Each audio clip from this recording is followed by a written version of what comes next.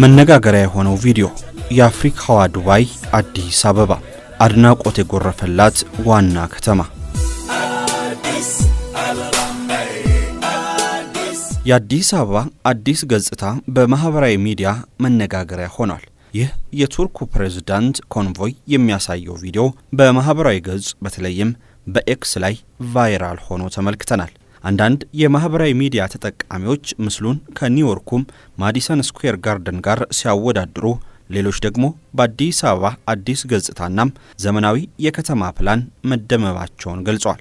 ሰላም ጤና ይስጥልን የተከበራችሁና የተወደዳችሁ የሰሞንኛ ቤተሰቦች እንደምን አላችሁ? በዛሬው ጥንቅራችን በአፍሪካውያን እየተደነቀች የምትገኘውን አዲስ አበባን በተመለከተ የማህበራዊ ትስስር ገጾች ምን አሉ የሚለውን እንመለከታለን። ላይክ፣ ሼር እና ሰብስክራይብ እያደረጋችሁ እስከ ዝግጅታችን ፍጻሜ አብራችሁን ቆዩ ግብዣችን ነው።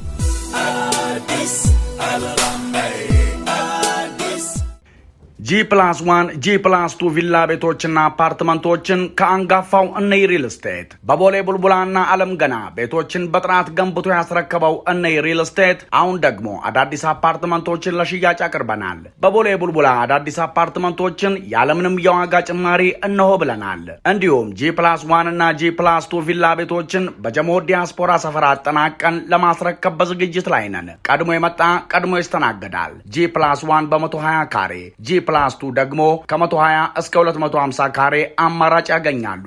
ቤቶቹን በ30 በመቶ ቅድመ ክፍያ ጀምሮ የራስዎ ማድረግ ይችላሉ። 50 በመቶ ቅድመ ክፍያና 100 በመቶ ለሚከፍሉም ደንበኞች ልዩ ቅናሽ አዘጋጅተናል። ዘመናዊ መኖሪያ መንደራችን የጋራ የመኪና ማቆሚያ፣ ትምህርት ቤቶች፣ የልጆች መዝናኛ፣ የጤና ተቋማት፣ የስፖርት ማዘውተሪያ እንዲሁም ሰፋፊ አረንጓዴ ስፍራዎችን የያዘ ነው። ማን እንደ እነይ ሪል ስቴት። ለበለጠ መረጃ 0956 11 11 16 ወይም 0956 11 11 19 እነይ ሪል ስቴት። መነጋገሪያ የሆነው ቪዲዮ ቪአይፒ ሞተሩና ቅንጡ መኪናው የቱርኩን ፕሬዝዳንት ረጂብ ጣይብ ኤርዶዋንን ለመቀበል የወጣ ሲሆን በፈረንጆቹ የካቲት 17 ቀን 2026 ለይፋዊ የሥራ ጉብኝት አዲስ አበባ ሲገቡ ይህ መኪናና የሞተር እጀባም በአዲስ አበባ ከተማ ተስተውሏል። ቀረጻው የተቀረጸው በቦሌ አትላስ መንገድ ኮሪደር ላይ ሲሆን ይህም ኢትዮጵያ በቅርቡ የተካሄደውን ግዙፍ ስማርት ከተማ የከተማ መልሶ ልማት ፕሮጀክት በስኬታማ ሁኔታ እንዳጠናቀቀች ያመላከተም ነው። የዚህ ልዩ ጉብኝት ልዩ ገጽታው ደግሞ በኢትዮጵያና በቱርክ መካከል ያለውን ጥልቅ ታሪካዊና ዲፕሎማሲያዊ ግንኙነት የሚያመላክት ሲሆን ሞተሩን ከኤርፖርቱ እስከ ብሔራዊ ቤተ መንግስት የያዙት ፈረሰኞችም የሥነ ሥርዓቱ አካል ነበሩ። ይህ ቪዲዮ በማህበራዊ ትስስር ገጾች ላይ በተለይም በኤክስ ማህበራዊ ትስስር ገጽ ላይ ከፍተኛ እይታን ያገኘ ቢሆንም ምን ያክል ሰዎች እንደተመለከቱትና ምን ያክሎቹም እንደወደዱት ግን እርግጠኛ ሆኖ ለመናገር አይቻልም።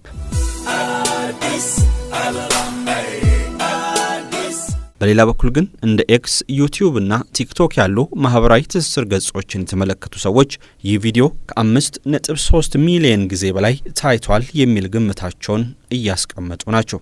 ይህ ቪዲዮ በማህበራዊ ትስስር ገጾች ላይ በስፋት ከተሰራጨ በኋላም የአዲስ አበባ ከተማ ለውጥ እንዲሁም ኤርዶዋን በአዲስ አበባ የሚሉ ጥያቄዎች በጎግል ላይ በከፍተኛ ሁኔታ ጨምረው ታይቷል። ይህ ቪዲዮ በማህበራዊ ትስስር ገጾች ላይ ከተለቀቀ በኋላ የተለያዩ ሀገራት ዜጎች በቪዲዮ ላይ የራሳቸውን እይታና ምልከታም ሲያስቀምጡ ነበር። አንዳንዶች የአዲስ አበባ ከተማን ለውጥ በማንሳት ከተማይቱ ያሳየችው ለውጥ አስደማሚ ነው ሲሉ፣ ሌሎች ደግሞ የአፍሪካ ከተሞች ጋር እያነጻጸሩ አዲስ አበባን ሲያደንቁ ተስተውሏል።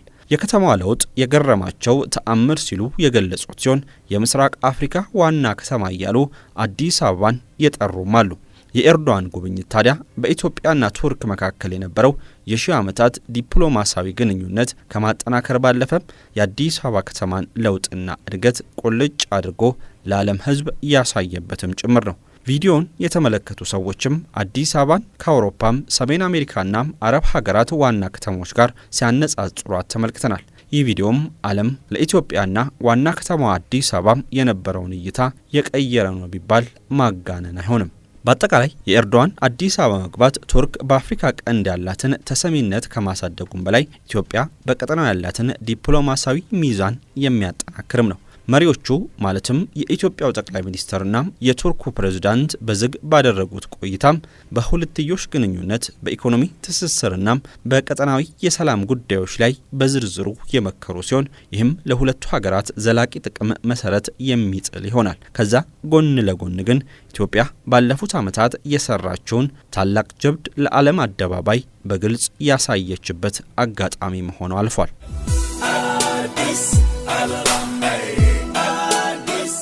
በአፍሪካውያን የተሞገሰችው አዲስ አበባ ሶስተኛው የዓለም ከፍተኛ የዲፕሎማሲ ማዕከል የፓን አፍሪካ ትርክት ትንብርት የሀገሪቱ ፖለቲካዊ አስኳልና የኮንፈረንስ ቱሪዝም መዳረሻ በመሆኗ በበርካቶች እየተጎበኘች ትገኛለች።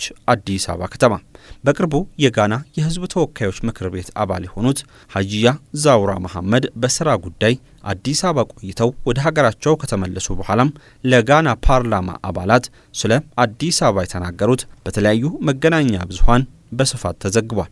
በቅርቡ ወደ አዲስ አበባ ሄጄ ካረፍኩበት ሆቴል ወደ አፍሪካ ህብረት አዳራሽ በመኪናም እየተጓጓዝኩ አዲስ አበባ ከተማ አስደማሚ እድገት እያስመዘገበች መሆኗን ማየት ችያለሁ ብሏል ሀጂያ ዛውራ መሐመድ። በጉዟችን ወቅት አዲስ አበባ እያስመዘገበችው ስላለው አስደማሚ እድገት ብቻ ነበር ስናወራ የነበረው በማለት ነው ለፓርላማው የአዲስ አበባን እድገት የገለጹት። የአዲስ አበባ እድገትናም ለውጥ እኛ የጋና ዜጎች በሀገራችን ምን ሰራን፣ ይህን መሰል ልማት በአዲስ አበባ እንዴት ሊሳካ ቻለ ብለን ራሳችንን እንድንጠይቅ እያደረገ ነውም ብለዋል። ከ5 ዓመታት በፊት የማውቃትን አዲስ አበባ ከተማ ከሰሞኑ ሄጄ ስመለከታት መለየት እስኪቸግረኝ ተለውጣም እጅግ ዘመናዊ ህንፃዎች ተገንብተው ባለ 4ና 5 መስመር ያላቸው የመኪና መንገዶች ተሰርተው አይቻለውም ነው እያሉት። ከሰሞኑ ደግሞ የኬንያ ፓርላማ አባል ጁኔት ሙሐመድናም ሌላ የፓርላማ አባል አዲስ አበባ ከተማ እያስመዘገበችው ያለው ፈጣን እድገት ለኢትዮጵያ ብቻ ሳይሆን ለአዲሷ አፍሪካ ማሳያ ነው ሲሉ ነው የገለጹት።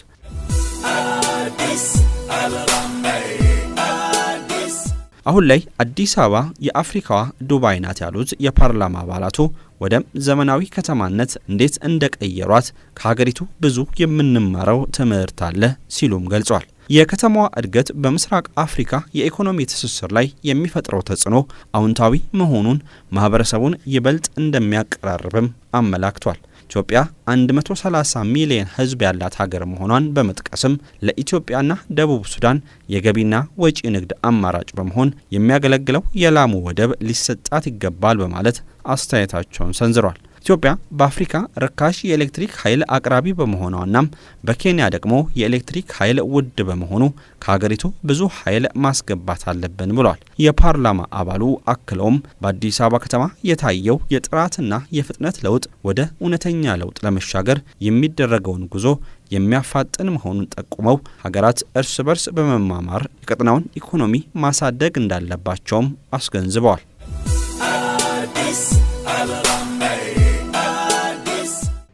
አስደማሚው የአዲስ አበባ ለውጥ። አዲስ አበባ በአሁኑ ወቅት የከተማዋን ገጽታ የሚቀይሩ መጠነ ሰፊ የመሰረተ ልማትና የኮሪደር ልማት ፕሮጀክቶችን በመከወን ላይ ትገኛለች። እነዚህ የልማት ስራዎች ከተማዋን ለነዋሪዎቿ ምቹ፣ ዘመናዊና ውብ ለማድረግ ያለሙ ናቸው። የከተማዋን ዋና ዋና መንገዶችና አካባቢዎች የማዘመን ስራም በሁለት ምዕራፎች ተከፍሎ እየተከናወነ ይገኛል። የመጀመሪያው ምዕራፍ በ40 ኪሎ ሜትር እርዝመት ላይ የተከናወነው የመጀመሪያው ምዕራፍ በ2016 ተጠናቋል። በዚህ እንደ ካዛንቺስ፣ ሜክሲኮና 4 ኪሎ ያሉ አካባቢዎች አዲስ ገጽታን አግኝተዋል። ሁለተኛው ምዕራፍ በ132 ኪሎ ሜትር እርዝመት የሚካሄደውን 2817 ሄክታር መሬት የሚሸፍነው ሁለተኛው ምዕራፍ ከጥቅምት 2017 ዓ.ም ጀምሮ 2018 ላይ ተጠናቋል። ይህም 8 ዋና ዋና መስመሮችን ያካተተ ነው። የስራውን ይዘት ስንመለከት ፕሮጀክቱ የእግረኛና የብስክሌት መንገዶችን፣ የአረንጓዴ ስፍራዎችን፣ ዘመናዊ የመንገድ መብራቶችንና የፈሳሽ ማስወገጃዎችን ያካተተ ነው። ከተማዋ በታሪኳ ከፍተኛ የተባለውን በቢሊየን የሚቆጠር ብር በጅታም ለካፒታል ፕሮጀክቶች መድባ እየሰራችም ትገኛለች። የተጠናቀቁ ፕሮጀክቶችን ስንመለከት በ2017 ዓ.ም ብቻም ወደ 19000 የሚጠጉ የተለያዩ የልማት ፕሮጀክቶች መጠናቀቃቸውን የከተማዋ አስተዳደር አሳውቋል። የንግድ ማዕከላት ደግሞ እንደ ሳር ቤት አካባቢ የተገነባው ኤዩ የንግድ ማዕከልን የመሰሉ ዘመናዊ የገበያ ቦታዎችና የመኪና ማቆሚያዎች ተገንብተው አገልግሎት መስጠት ጀምሯል።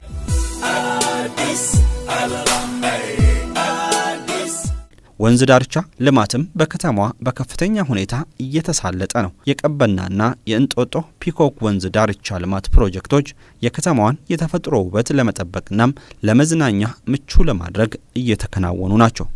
አፍሪካ ሀገር እንጂ አንድ ሀገር አይደለችም። ልክ እንደ ሀገራት አንድ ወጥ የሆነ ዋና ከተማም የላትም። ሆኖም ግን አዲስ አበባ በሁለት ዋና ምክንያቶች የአፍሪካ መዲና ወይም ዋና ከተማ ተብላ ትጠራለች። የመጀመሪያው የአፍሪካ ህብረት መቀመጫ መሆኗ ሲሆን ከተማዋ የመላው አፍሪካ ሀገራት ስብስብ የሆነው የአፍሪካ ህብረት ወይም አፍሪካን ዩኒየን ዋና መስሪያ ቤት መገኛ ናት። ሌላኛው ዲፕሎማሲያዊ ማዕከል መሆኗ ነው። የተባበሩት መንግስታት ድርጅት የአፍሪካ ኢኮኖሚ ኮሚሽን መቀመጫ በመሆኗና በርካታ ዓለም አቀፍ ኤምባሲዎችን በማስተናገዷም የአፍሪካ የፖለቲካ መዲና እየተባለች ትጠራለች። ከተማይቱ ባለፉት ጥቂት ዓመታት በተደረገላት ማሻሻያና እድሳት ታዲያም አሁን ላይ በትክክልም የአፍሪካ ዋና ከተማ መሆኗን ለዓለም ቁልጭ አድርጋ እያሳየች ትገኛለች።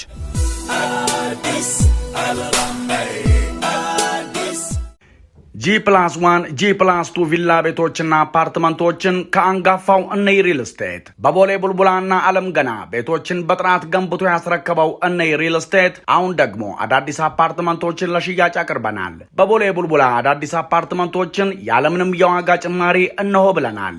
እንዲሁም G+1 እና G+2 ቪላ ቤቶችን በጀሞ ዲያስፖራ ሰፈር አጠናቀን ለማስረከብ በዝግጅት ላይ ነን። ቀድሞ የመጣ ቀድሞ ይስተናገዳል። G+1 በ120 ካሬ ፕላስ2 ደግሞ ከ120 እስከ 250 ካሬ አማራጭ ያገኛሉ። ቤቶቹን በ30 በመቶ ቅድመ ክፍያ ጀምሮ የራስዎ ማድረግ ይችላሉ። 50 በመቶ ቅድመ ክፍያና 100 በመቶ ለሚከፍሉም ደንበኞች ልዩ ቅናሽ አዘጋጅተናል። ዘመናዊ መኖሪያ መንደራችን የጋራ የመኪና ማቆሚያ፣ ትምህርት ቤቶች፣ የልጆች መዝናኛ፣ የጤና ተቋማት፣ የስፖርት ማዘውተሪያ እንዲሁም ሰፋፊ አረንጓዴ ስፍራዎችን የያዘ ነው። ማን እንደ እነይ ሪል ስቴት። ለበለጠ መረጃ 0956 11 11 16 ወይም 0956 11 11 19 እነይ ሪል ስቴት